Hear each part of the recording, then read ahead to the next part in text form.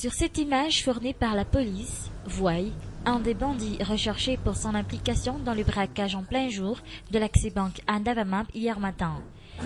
Également recherché dans cette affaire, Zou.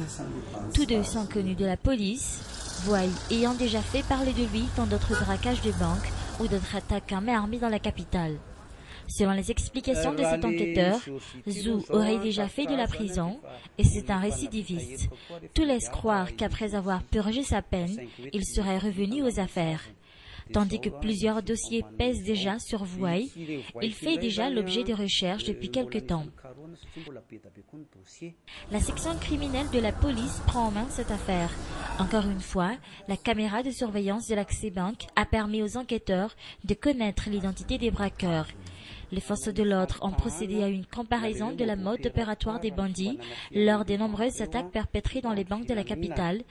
Et c'est là que les enquêteurs en ont conclu que l'Axi-Bank d'Ndavamamp aurait été attaqué par les mêmes bandits ayant perpétré ces attaques de banque, des bandits encore recherchés par la police actuellement.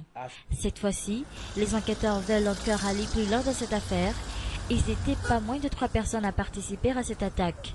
Et tout porte à croire que certains de leurs complices auraient déjà été postés dans la banque avant les faits. Pas moins de 41 millions d'arias sont envolés lors de ce braquage. L'arrestation de Vouaille et de Zou pourrait aider la police à remonter jusqu'aux autres auteurs du braquage. L'année dernière, une quinzaine de banques ont été pris pour cible par les bandits. Le braquage de l'Axi-Bank en est la première pour cette année.